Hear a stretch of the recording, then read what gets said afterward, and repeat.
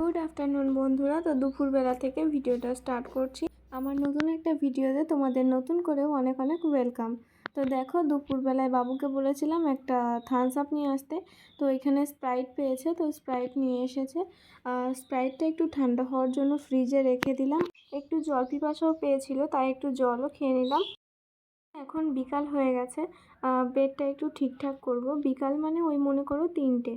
তো বর বাড়িতে আসছে, তো আমি ভাবলাম বেডটা একটু ঠিক করে নিই, কেননা আমি যখন থাকি তখন তো ঘরের মধ্যেই থাকি, তোমরা তো জানো, সকাল সকাল কাজ বাজ করে ঘরের মধ্যেই বসে থাকি। আর এই একটা জায়গায় আছে ঘরে যে বসার মতো, আসলে বেডটাই হচ্ছে আমার সব কিছু। বেডের ওপরেই থাকি, সব কিছু করি, মানে ফোন ঘাঁটি সারাটা দিন, তো আর বাইরে কাজ বাজ থাকে না, তো সকালবেলায় কাজ কমপ্লিট হয়ে যায়।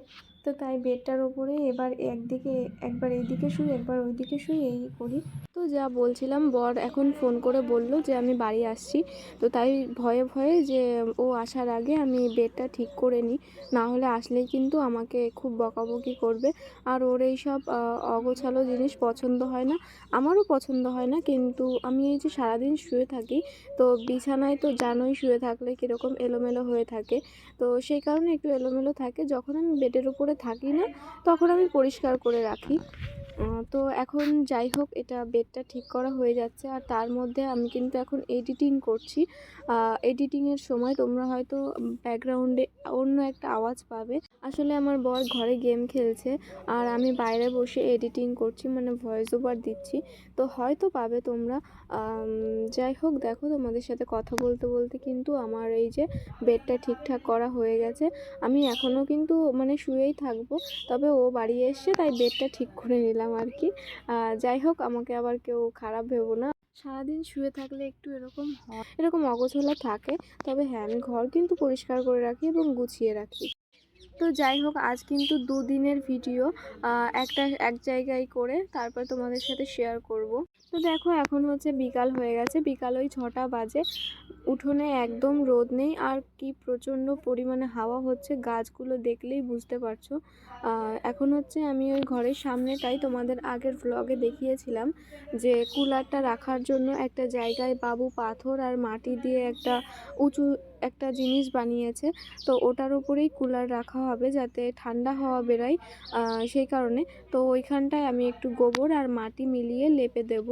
আর গোবর আর মাটি দিয়ে লেপলে কিন্তু বেশ সুন্দর লাগে আর কি, আর দেখতেও ভালো লাগে, লেপাটা অনেক দিন টিকে যায়। তো তাই দেখো, এই যে মাটিটা, আমি গোবর আর মাটিটা ভিজিয়ে নিচ্ছি জল দিয়ে, এরপর এটাকে মিক্স করে তারপর লেপবো। আর হ্যাঁ, তোমরাও আমার মতো কে কে বিয়ের আগে গোবরকে মানে ঘেন্না করতে, তো তারা একটু আজ কমেন্ট করো তো। বিয়ের আগে বললাম, কেননা এখন আমার এই কয়েকদিন হলো লেপা শুরু করেছি, তো এখন আমার অভ্যাস হয়ে গেছে। যতই গন্ধ বেরোক, এটা মনে হয় যে সাবান দিয়ে ধোয়ার পরে সেটা পরিষ্কার হয়ে যাবে, গন্ধও বেরোবে না, আর গোবরের আমার কাজটাও নিজের থেকে করা হয়ে যাবে। তো সেই কারণে আমি আর এখন ঘৃণা পাই না। আর রাজস্থানে এসে যে জিনিসগুলো দেখেছি, রাজস্থানের মহিলাগুলো যেভাবে গোবরের কাজ, মহিষের কাজ করে, তো এই তুলনায় আমাদের শুধু এই গোবর আর মাটি দিয়ে লেপাটা একদমই সামান্য আমার কাছে যা মনে হয়। তো দেখো, আমার কিন্তু গোবর আর মাটি মিক্স করা হয়েও গেছে। এবার চারিদিকে এটা দিয়ে লেপে দেব, আর প্রত্যেকটা জায়গায় একটু মোটা মোটা করেই লিখবো, কেননা যাতে একটু প্রথম ভাঁজটা না একটু মোটা করেই লিখতে হবে। তো তার পরেরগুলো যখন আমি উঠোন লেপবো গোবর মাটি দিয়ে, তখন আমি হালকা করে লেপে দেবো, তাহলে অনেক দিন থাকবে, মানে যতদিন এটা রাখার ইচ্ছা হবে ততদিন ঠিকঠাকভাবেই ভালোভাবে থাকবে। আর প্রত্যেকটা জিনিসেরই যত্ন করলে সেটার আয়ু অনেক দিন বেড়ে যায়, সেটা কোনো বস্তু হোক বা মানুষ হোক। হ্যাঁ, অনেক সময় মানুষের আয়ু বাড়ে না, মানে ভগবান যখন চাইবে তখনই সে চলে যাবে। তবে আমরা অনেকটা ক্ষেত্রে চেষ্টা করতে পারি তাকে সেবা করে বা কিছু করে। তো যাই হোক, এখানে আমি লেপার কথা বলছিলাম, কোথায় কি চলে গেলাম। তো দেখো, উপরের দিকটা আমার লেপা হয়ে গেছে, আর এখন এই সামনের দিকটায় লেপে নিচ্ছি। আর এভাবেই কিন্তু আমি প্রত্যেকটা সাইডে লেপে নেব। তো চলো আমি লেপে নিই, তারপরে আবার কথা বলবো।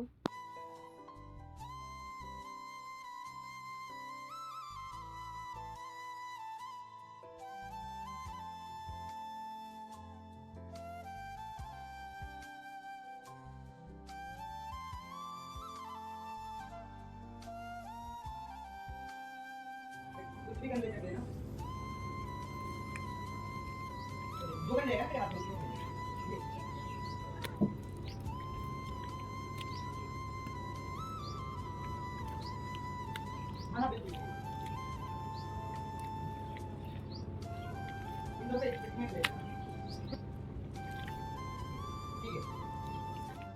এখন রাত হয়ে গেছে আর এখন আমি রান্না করব।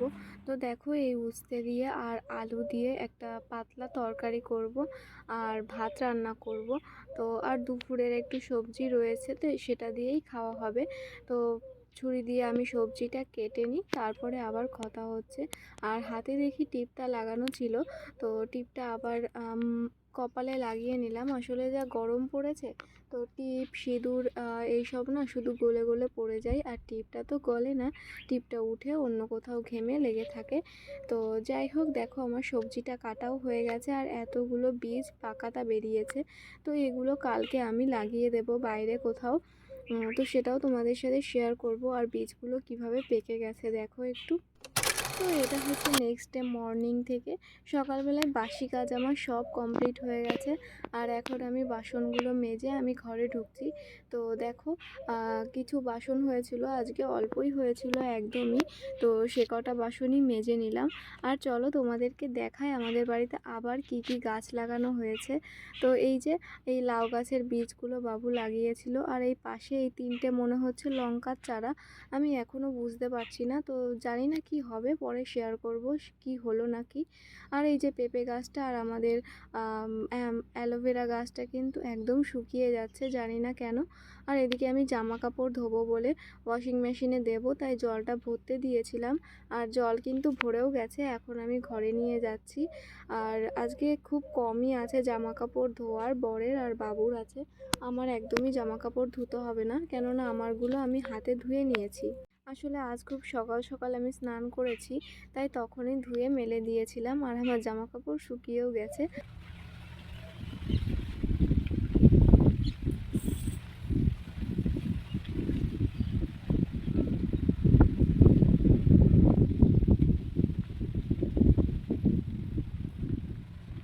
তো এখন আমি সকালবেলায় গ্যাসটা এই যে মুছে নিচ্ছি। আর সব কাজই হয়ে গেছে, শুধু গ্যাসটাই মুছতে ছিল। মানে গ্যাসটা মুছে এখন আমি ভাতটা বসিয়ে দেব। আর সকালে ব্রেকফাস্টে করব ভাবছি ম্যাগি করব আজকে। আগের দিন বর যে ম্যাগি নিয়ে এসেছিলো সেটা তো আর আমি খাইনি, তো এখন আমি ম্যাগি রান্না করব। আর ও সাইডে ভাত তরকারিও বসিয়ে দেব, মানে এক এক করে করব আর কি।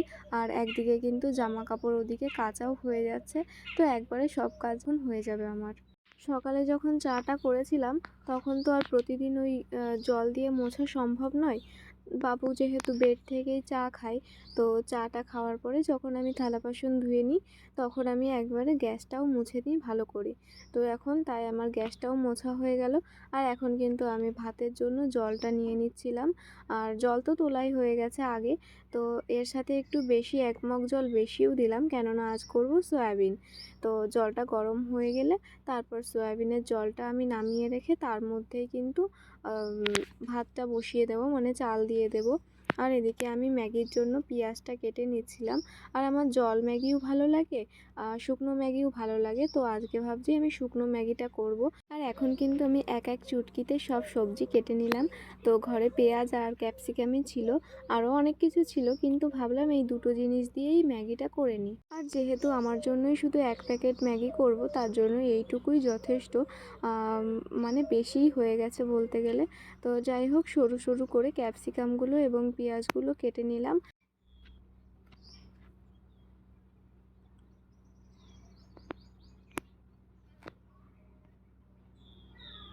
তো গ্যাসের এইগুলো তো লাগিয়েই নিলাম, আসলে ধোয়ার সময় ওইগুলোও ধুয়েছিলাম। তো দেখো কড়াইটাতে কি জানি কি পড়েছে, একটু সাদা সাদা লাগছে, তো এটা ধুয়েও নিলাম। আর এখন আমি কিন্তু ম্যাগির জন্য জলও বসিয়ে দেব। যখন উষ্ণ গরম হয়ে যাবে তখন আমি ম্যাগিটাকে দিয়ে নেব।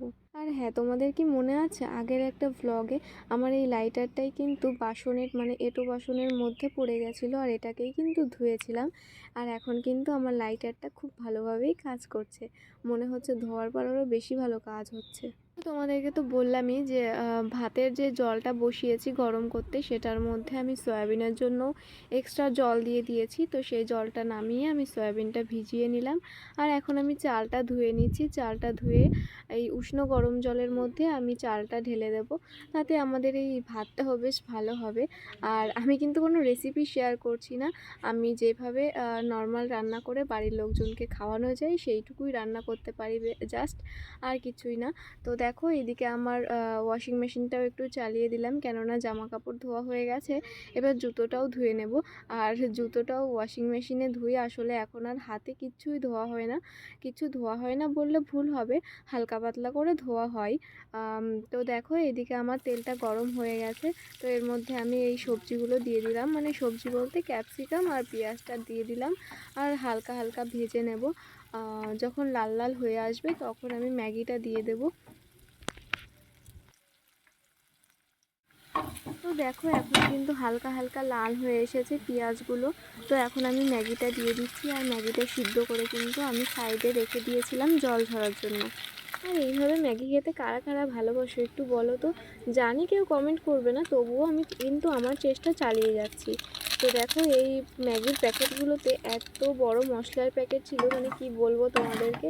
আর এই মশলাটা দিয়ে কিন্তু নর্মালি 2 প্যাকেট তো ভালোভাবেই ম্যাগি রান্না হয়ে যাবে। আর ম্যাগির মশলা খেতে কিন্তু আমার বেশ ভালো লাগে। তো যাই হোক বন্ধুরা, আজকের মতো ভিডিওটা এই অবধি। এখন আমি ম্যাগি রান্না করে ম্যাগি খাবো। আর ওইদিকে রান্নাবান্না তো হচ্ছেই, যেটা আমি নেক্সট ভিডিওতে দেখাবো। তো আজকের মতো ভিডিওটা এই অবধি, দেখা হচ্ছে নেক্সট ভিডিওতে। ততক্ষণ অবধি বাই, টেক কেয়ার।